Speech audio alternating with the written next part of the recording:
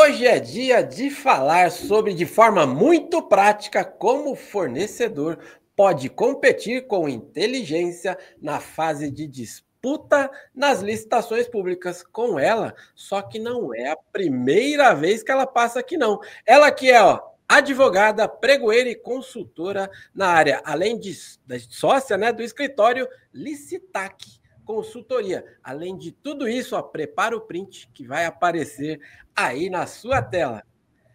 Seja muito bem-vinda mais uma vez aqui no Boletim Diário, a professora Iris Tatiuzzi.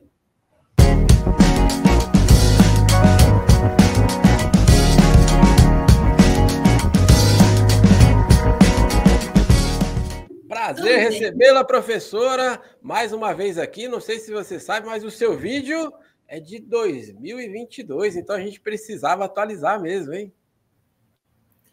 Pois é, Ricardo. 2022 até 2025, muita coisa mudou, inclusive os meus cabelos. A minha voz continua a mesma, mas os meus cabelos, quanta diferença.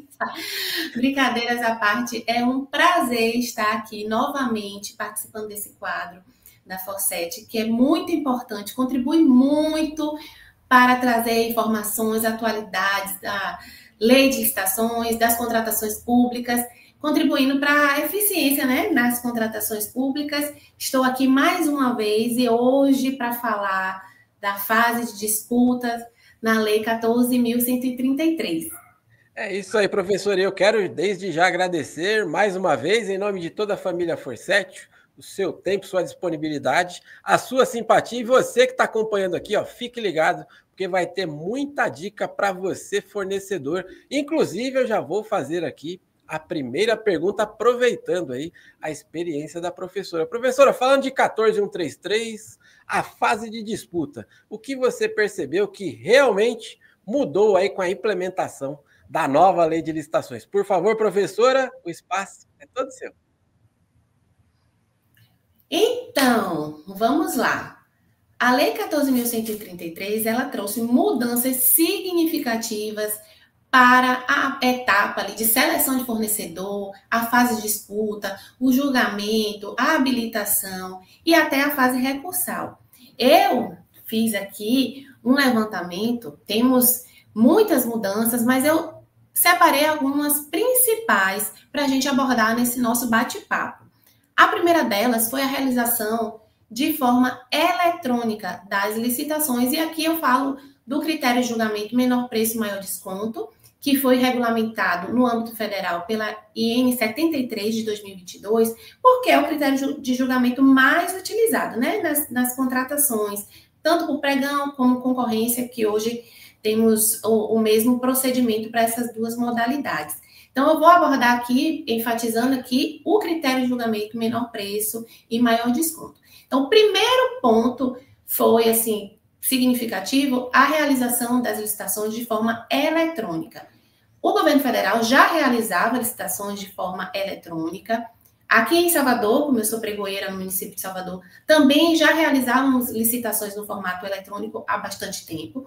Porém, muitos municípios e alguns entes não realizavam essa licitação no formato eletrônico. E hoje a lei trouxe a questão da obrigatoriedade de realização das licitações no formato eletrônico através de sistemas ou, assim, de forma de exceção, a realização de forma presencial. Mas aí, nesses casos, precisa ser justificado, comprovada também a desvantagem da realização eletrônica para a administração, precisa ser gravada em áudio e vídeo, tem alguns requisitos, caso não seja feita a licitação de forma eletrônica. Importante que esses sistemas, eles devem estar integrados ao PNCP. No âmbito do governo federal, a plataforma utilizada é a plataforma compras.gov. Nós aqui em Salvador utilizamos essa plataforma, porém é uma plataforma bem voltada à realidade federal, aos regulamentos do governo federal. Então, outros órgãos, outros entes que têm seus regulamentos próprios, utilizam também de outros sistemas que estão integrados. É importante, principalmente, que esse sistema esteja integrado ao PNCP, o Portal Nacional de Contratações Públicas. Esse é um ponto muito importante, porque muitos municípios faziam essa licitação em formato presencial. Eu sou pregoeira raiz, fiz muito pregão presencial, não em Salvador, mas em outro município onde eu atuei. Fazia muito pregão presencial, com os licitantes todos ali reunidos, e tinha confusão, e tinha bate-boca, enfim. Mas, como a gente diz ali, é o pregão raiz. Hoje temos o pregão Nutella, o pregão eletrônico, e que amplia a competitividade, né? Porque os licitantes de qualquer lugar do Brasil podem participar, podem dar seus lances. E aí, em relação a essa questão eletrônica do cadastro da proposta, é um outro ponto que eu trago como uma mudança significativa implementada aqui pela Lei 14.133 e pela Instrução Normativa 73 de 2022 no âmbito federal. Vale lembrar aqui que, embora essa Instrução Normativa seja no âmbito federal, muitos entes replicaram esse regulamento no critério de julgamento menor preço e maior desconto. Então, a primeira mudança em relação ao cadastro dessa proposta, que é diferente do decreto 10.024 de 2019, que regulamentava o pregão eletrônico, o cadastro da proposta é apenas da proposta eletrônica. Não é mais necessário cadastrar a proposta inicial e a documentação de habilitação. Agora, o licitante que vai participar de uma determinada licitação, ele vai cadastrar apenas a sua proposta eletrônica no sistema. Depois da etapa de disputa, depois dos lances, aí sim, quando convocado, ele irá apresentar a sua proposta readequada, né, a proposta adequada ao seu último lance, e a documentação de habilitação. Então, esse ponto é um ponto significativo. O licitante não precisa mais cadastrar a documentação de habilitação juntamente com a proposta. Apenas a proposta eletrônica é cadastrada no sistema. Um outro ponto bem interessante, que teve uma mudança significativa, foi em relação ao modo de disputa da licitação. E aqui, Ricardo, é muito importante que os licitantes estejam atentos ao edital e todas as regras do jogo. Professora, eu vou pedir aqui, porque eu tenho quase certeza que esfera que a gente vai entrar aqui, e isso para o fornecedor, eu tenho certeza que vai tirar muitas dúvidas para ele, então eu vou pedir, você precisa seguir a professora, porque o que ela vai trazer aqui para vocês é na prática mesmo, tá? É muita experiência que ela tem, atuando como pregoeira, e vai mostrar aí eventuais erros que nós, fornecedores, acabamos cometendo, só que é na prática, isso não é teoria, não. Ela vai falar de muita coisa. Então tá aqui, não deixe de seguir a professora, é tudo isso que ela está trazendo aqui em poucos minutos, ela divulga aí diariamente a sua rotina e vai falando de muita coisa para atualizar todos nós. Eventualmente, se você está vendo pela rede da professora, também não deixe de seguir a Forset, @licitaforset. Nós trazemos vários professores, como a professora Iris, sempre buscando aí o melhor para você que acompanha aqui o nosso canal. Tá gostando do tema? Tem alguma dúvida? Não deixe de curtir, comente aí, compartilhe este vídeo, coloque aí no seu grupo do WhatsApp, né? Grupo de licitação, né, professora? Todo mundo tem, pelo menos uns 2 ou 3. Multiplica esse vídeo aí, multiplica esse conteúdo. Coloque aqui nos comentários aí a sua dúvida também, que a gente faz chegar até a professora. Professora, porque eu queria chamar a atenção aqui, porque às vezes o pessoal vai assistindo o vídeo e não percebe, vai fazendo ali os afazeres, e aí eu vi que você vai falar dos modos de disputa, né? Se possível, já vou colocar já aqui uma pimentinha, né? Eu queria que você falasse aí sobre o fechado e aberto. Por favor, professor. Então, quem está parado, fazendo seus afazeres, está lavando o prato, está ouvindo, preste atenção agora, porque esses conselhos, não falo nem dica, conselhos são valiosos. Os modos de disputa, o modo de disputa é a forma como se dará ali a disputa entre os licitantes, aquela competição na licitação, quando os licitantes vão começar aqui a revelar seus preços, enfim. Então, a lei trouxe a possibilidade de 2 modos de disputa, o modo de disputa aberto e o modo de disputa fechado. E a instrução normativa possibilita a combinação desses modos de disputa, podendo ser aberto e fechado e aberto. Vou falar agora desse modo de disputa fechado e aberto, que não está sendo muito utilizado, o que eu tenho observado é que não está sendo muito utilizado, porque é uma novidade. O decreto 10.024, que regulamentava o pregão eletrônico, ele já trazia os modos de disputa aberto e fechado e a combinação entre eles, que era o aberto e fechado juntos. Mas agora, a IN trouxe o modo de disputa fechado e aberto. E o que é que acontece? O que é que eu tenho percebido, Ricardo? Os licitantes, os fornecedores, que não estão atentos às regras do jogo, não leem o edital corretamente, já vem aqui com aquela, que é o mal do cachimbo, deixa a boca torta, né? Já vem com a prática de antigamente, é sempre modo de disputa aberto, fechado, lê lá, fechado e aberto no edital, e não consegue ligar, e entende que é o aberto e fechado, e vai para a licitação, cadastra a sua proposta eletrônica inicial. E quando ele cadastra essa proposta eletrônica, geralmente, o que eu tenho percebido nas licitações que eu conduzo é que eles têm ancorado, os licitantes, ancorado o seu valor no valor estimado da administração. Porém, no modo de disputa fechado e aberto, o que ocorre? Qual é a sistemática? Os licitantes cadastram as suas propostas, as propostas são analisadas e classificadas, diferentemente do modo aberto e fechado, que eu vou falar depois como é que acontece a sistemática, e que não há classificação prévia das propostas. No modo de disputa fechado e aberto, há uma classificação prévia, por quê? Classificação prévia somente, aqui eu faço a ressalva, em relação ao valor que foi cadastrado. Não se sabe quem é o licitante, não tem a documentação de habilitação, nada disso. O que é analisado nesse primeiro momento pelo pregoeiro, pelo agente de contratação, nesse modo de disputa fechado e aberto, é apenas o valor cadastrado, porque este valor vai impactar em um outro momento, que é na etapa aberta da licitação. Nesse modo de disputa, não momento fechado, os licitantes apresentam a sua proposta eletrônica, cadastram no sistema.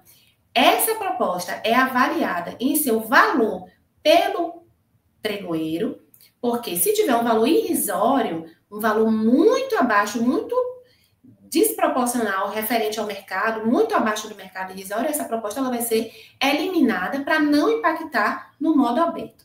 Essa proposta fechada, essas propostas que vão ser avaliadas, o valor da proposta melhor classificada será o parâmetro para estabelecer quem vai para a etapa aberta, ou seja, o melhor valor,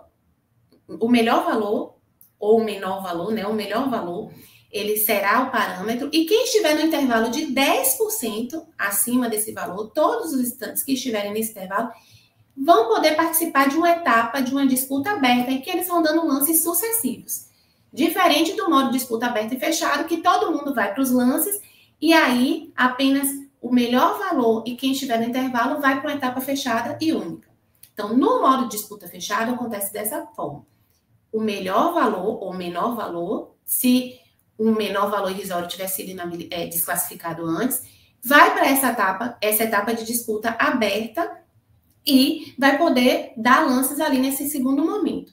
O que eu tenho observado? Que os licitantes ancoram o preço, um outro licitante que de fato lê o edital, que entende as regras do jogo, que realmente faz a composição do seu preço com base no valor de mercado, ele dá o preço real da licitação, e ele vai, e quem deu o preço real de fato, vai para a etapa aberta. E os demais que botaram o preço lá em cima, que deram preço ancorado no preço da administração ou preços exorbitantes, eles não participam da etapa aberta, eles não podem dar lances, e o que é pior, eles são eliminados da licitação. Eles não serão reaproveitados posteriormente, se todos esses que participaram da etapa aberta forem eliminados, forem desclassificados ou inabilitados.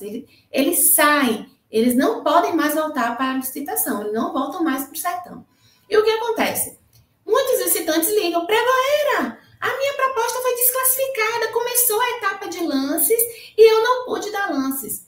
E aí, o pregoeiro, com toda a calma e elegância, explica, senhor, licitante, verifique o modo de disputa que consta no edital. No modo de disputa fechado, apenas a proposta melhor classificada e quem estiver no intervalo de 10% vai poder seguir para a etapa aberta de lances e por isso o senhor foi desclassificado. Então, é importantíssimo, Ricardo, que os licitantes saibam e conheçam as regras do jogo. Eu tô aqui, o bom da entrevista com você, que é conversa de bastidores, né? Eu tava aqui, eu tava rindo muito aí, né? O pregoeiro com sua calma e elegância, né? Meu senhor, muito bom mesmo. E eu gostei da forma como você trouxe, porque realmente você fala de uma coisa que está acontecendo na prática. Aqui na Forset, professor, a gente percebeu bastante também, em alguns momentos, quando essa modalidade, né? O fornecedor ele não se prepara, ele simplesmente acha que ele pode fazer como ele fazia no passado, como você bem colocou ali, né? E ele não se prepara para isso. E aí sim a importância de conhecer, né, o cenário, saber vir bem mais preparado. Você bem mencionou, as licitações são eletrônicas. Hoje a gente tem várias formas para pesquisar uma licitação anterior, para que você venha mais preparado ali para o certame. E da forma como você colocou, eu acho que ilustra muito bem, porque é um fato real, é da forma como está acontecendo. Professor, eu quero aproveitar aqui também um tema que eu tenho certeza que você vai ajudar vários aí, que é com relação à execuibilidade. A sua visão, né? Você que está aí do outro lado também, como pregoeira, que dica que você dá ali para o fornecedor que acaba jogando videogame ao participar aí da licitação, né? Ele acaba tornando ali a proposta dele, né, com um valor muito baixo. Então eu queria que você desse dicas para que esse lance, né, eventualmente não comprometa ali a execuibilidade desse contrato. Por favor, professor. Um ponto também muito importante, Ricardo, você trouxe para que seja abordado, é a execuibilidade da proposta. O que eu tenho percebido no dia a dia como pregoeira é que muitos licitantes estão participando dos certames sem preparo, como a gente colocou, não observam qual é o modo de disputa, não leem o edital de forma assertiva para identificar quais são os pontos chaves, como deve ser a sua conduta, e também começam a participar como se estivessem jogando videogame, como você colocou. Estão ali num jogo, numa disputa, é quem dá mais, quem dá menos, eu vou ganhar. Inclusive, eu já conversei com um licitante que ele ficou assim, essa história de pregão eletrônico é uma coisa estranha, né? Eu fico assim, a pessoa fica nervosa. Eu estava tomando uma, como se fala aqui na Bahia, e fui participar de um pregão.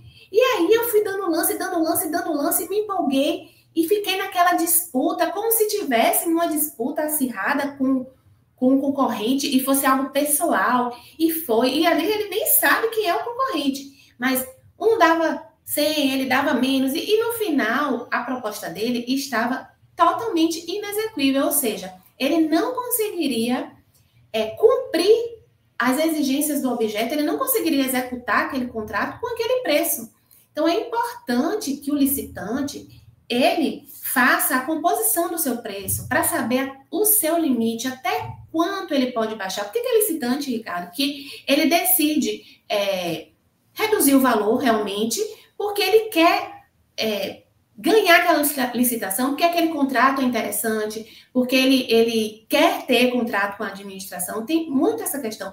Mas o que eu tenho observado na lida diária são licitantes, como o professor Rony Charles fala, licitantes doidinhos, que vão participar, não sabem nem o que está acontecendo, e depois não entrega, não envia documentação, não entrega a proposta. Mas é importante aqui também trazer o outro lado, é o lado do pregoeiro, de quem está conduzindo a sessão, que hoje o pregoeiro ele não pode desclassificar uma proposta por inexecuibilidade, porque ele acha que aquele valor está inexequível, sem dar oportunidade para que o licitante comprove a execuibilidade da sua proposta. Comprove, traga experiências anteriores, comprove que aquele custo que ele tem interesse em entregar, porque teve um licitante, por exemplo, que ele tinha um determinado material em um galpão, ele vendeu por um preço muito mais baixo, porque o custo para manter aquele material no galpão era muito mais elevado, então para ele era mais vantagem vender para a administração por um valor abaixo até do mercado, do que ele ter aquele custo do galpão e ficar com aquele prejuízo mensal. Então, nesse sentido, é importante, principalmente, que o licitante conheça o seu preço de fato e possa comprovar a execuibilidade. Professora, Mais uma vez, muito obrigado aí por esclarecer. Eu tenho certeza que você ajudou a vida de muitos fornecedores. E você, fornecedor que está acompanhando aqui o nosso quadro, agora é quase que obrigatório. Você precisa seguir a professora, porque essa pergunta que eu vou fazer para ela aqui vai salvar a tua vida, porque eu sei que você está com dúvida se você utilizar aí o Comprasgov, mas dá tempo ainda, você precisa seguir aqui o perfil da professora, você precisa seguir também o perfil da Forset. Eventualmente você está vendo aí pelas redes da professora, você precisa seguir aqui, ó, @licitaforset, porque essa é uma pergunta feita para você. Professor, eu quero aproveitar a sua experiência com o Comprasgov, e eu sei que muito fornecedor, ele está com dúvida com uma coisa que apareceu aí recentemente, o pessoal não está sabendo lidar, que é justamente o quê? As diligências. Que informação que você pode trazer aí para acalmar o coração do fornecedor, que eles não estão sabendo lidar com isso? Onde que eu vejo essa informação? Por favor, professor, o espaço é todo seu. Ricardo, uma alteração importante, inclusive recente no sistema, de possibilitar a realização de diligências com a convocação do licitante no sistema. Antigamente, sem essa alteração, o que era feito? O pregoeiro fazia a convocação ali no chat ou entrava em contato com o licitante através de e-mail, solicitava esse documento, o licitante trazia esse documento e essas informações eram colocadas no chat. Hoje, houve um avanço, é possível solicitar o pregoeiro pode realizar diligências, inclusive com a questão da execuibilidade da proposta. O preço está muito abaixo do estimado, está abaixo dos 50% para aquisição de bens, do valor estimado da administração, ou uma obra, um serviço de engenharia abaixo de 75% do valor estimado. E aí, o pregoeiro que está conduzindo aquele certame, ele quer realizar uma diligência, ele registra no sistema, no compras.gov, é importante aqui também que o pregoeiro, ele registre de forma objetiva, ele diga o que é que ele quer do licitante, porque isso assegura que a administração está tratando isonomicamente todos os licitantes, né? Todos vão ter acesso à diligência, e para o licitante é importante para ele saber o que é que ele vai precisar apresentar. Não pode o pregoeiro simplesmente abrir diligência para o licitante complementar sua documentação. Não é dessa forma, tem que ser claro, objetivo, até para que o licitante entenda que os concorrentes também possam identificar se a diligência foi cumprida. Então, hoje o sistema possibilita que o pregoeiro abra essa diligência, tem um campo para diligências, ele dá o prazo para a realização dessa diligência, e o licitante, por sua vez, também vai atender a diligência, anexar a documentação no próprio sistema, o que traz transparência para o certame, porque os outros licitantes vão poder acompanhar. Diferente do que ocorria anteriormente, que o licitante era convocado por e-mail, encaminhava essa documentação por e-mail. Então, hoje, ele já consegue trazer toda a documentação no sistema, anexar documento no prazo estabelecido pelo pregoeiro.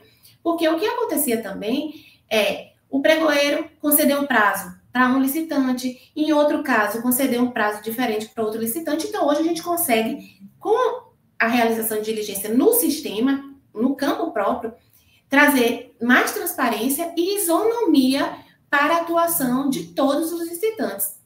Então, esse é um ponto muito importante. Professor, e você não sabe o peso aí que você tirou? Eu tenho certeza que vários e vários fornecedores, muita gente não estava entendendo.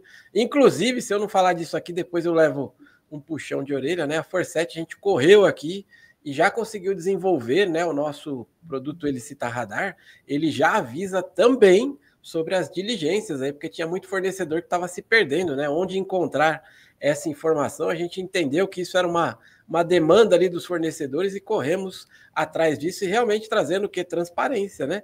Tanto a solicitação do passado, todo mundo queria transparência e hoje eu vejo que os sistemas estão evoluindo cada vez mais, porque realmente é como você bem colocou, antes, né, a negociação ali era as solicitações, perdão, eram feitas por e-mail, né? E aí não tinha a devida transparência, agora não, tá tudo lá via sistema. Professor, o papo tá tão bom que, olha, eu tinha pelo menos aqui mais umas 3 ou 4 perguntas, só que o tempo não me ajuda e é bom que você vai ter que voltar aqui mais uma vez. Uma das perguntas que eu ia falar era sobre recurso, mas eu vou fazer de uma maneira diferente. Você, fornecedor, eventualmente você tem dúvidas sobre recurso? Você sabia que a professora também presta esse tipo de serviço? E, se possível, professora, que tal falar um pouquinho para a nossa audiência aqui também? Por favor.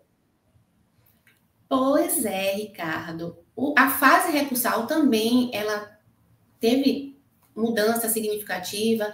É importante que agora o licitante ele não precisa mais indicar a motivação do seu recurso, basta ele registrar, manifestar sua intenção de recorrer. No compras.gov, que é a plataforma do governo federal, que muitos entes utilizam, ele traz dois momentos. No momento do julgamento da proposta, o licitante pode registrar sua manifestação de recurso e no momento ali da habilitação, ele também pode registrar sua manifestação, porém essa análise será feita de forma única ao final.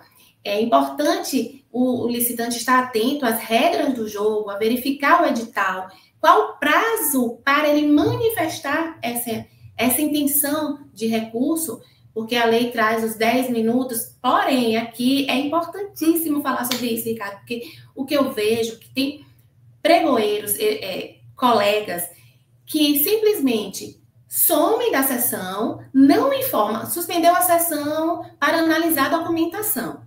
E aí, esse pregoeiro não informa a data que ele vai retomar a sessão e, de repente, ele abre a sessão.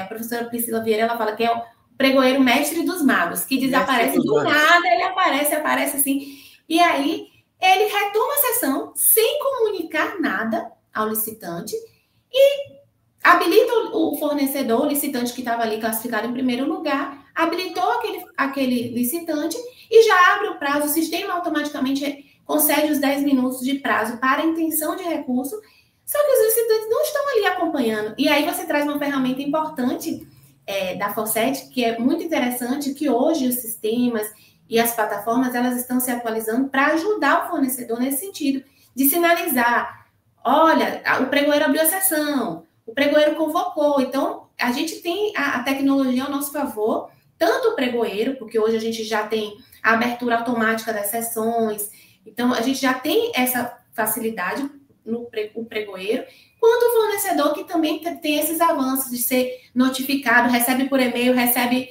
no relógio, quando ele é convocado para atender uma diligência ou para apresentar o recurso, manifestar o recurso, quando a sessão foi reaberta. Então, isso é importante, é uma ferramenta que ajuda muito, porque o que importa para a administração é contratar uma proposta vantajosa, não ficar ali naquela disputa, não é uma gincana, quem é o fornecedor que consegue entregar o documento primeiro, quem é o fornecedor que apresentou toda a documentação certinha, não esqueceu de apresentar um documento que já comprovava a sua condição. E nessa fase recursal que você colocou, é importante também o fornecedor estar atento ao prazo para manifestar e trazer também, no prazo concedido, aqueles 3 dias úteis, as suas razões recursais. E para isso, é importante também ter alguém, um consultor, um assessor, ou alguém que conheça da licitação, e eu me coloco à disposição, para poder elaborar essa peça recursal e trazer fundamentos e trazer elementos que possam realmente